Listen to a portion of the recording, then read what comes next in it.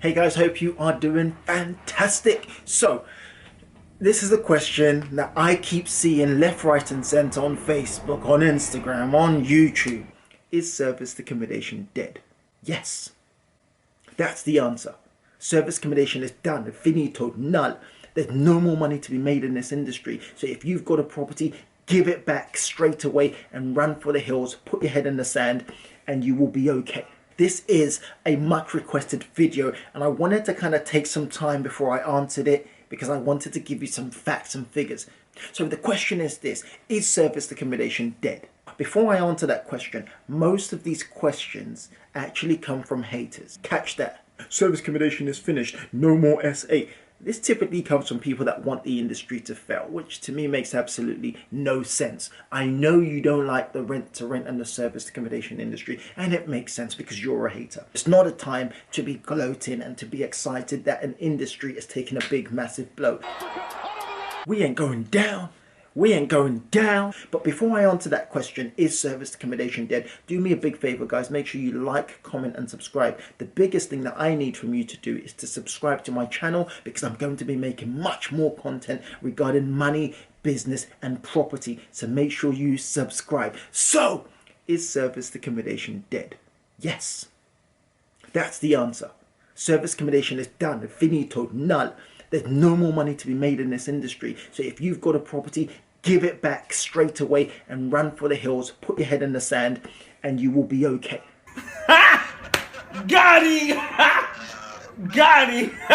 So I know that's what the haters wanted me to say, but the reality is service accommodation dead? Absolutely not. Is there still money to be made in this industry? Absolutely yes. So let me give you my reasons now. I believe give it some time, of course, because this is the first time we've gone through something as crazy as this pandemic.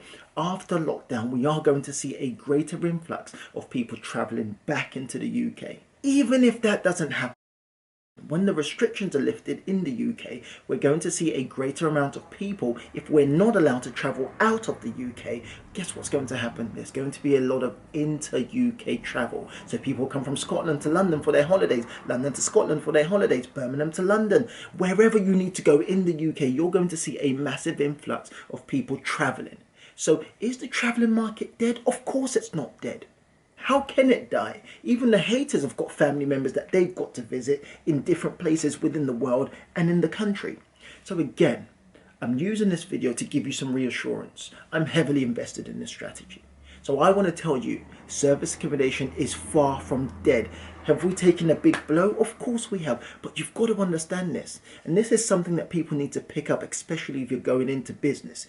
You will have some ups, you will have some downs. And I hope you've used this situation, this COVID, this pandemic, to actually do a lot of reassessing. So we've been able to reassess a number of things over this period. Number one, predominantly, we didn't negotiate well enough on all of our properties.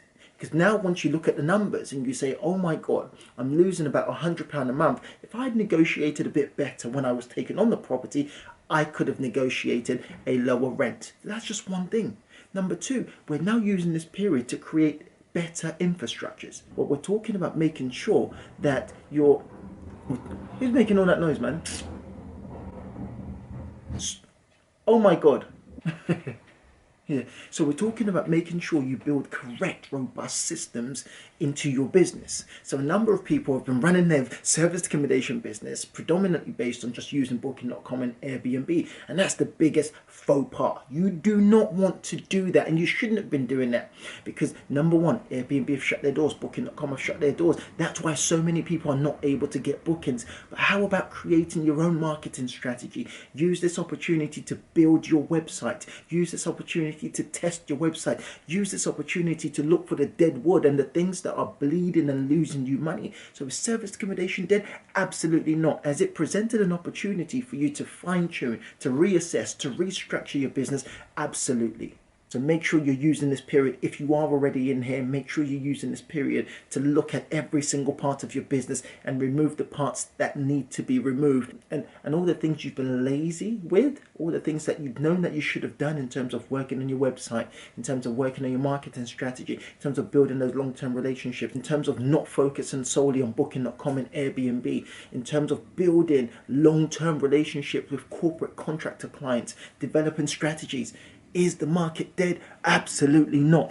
Is your attitude poor? Probably. And that's just a note to the haters, the people that want service accommodation to die. Because we ain't going nowhere.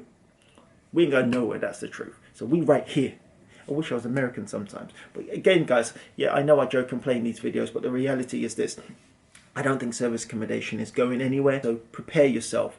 Get your properties ready, negotiate better, go back to all your landlords, even if you've got units right now, go back to your landlords and negotiate on your rents. Look at it, very simple. It's based on supply and demand. What's really interesting is hotels, B&Bs.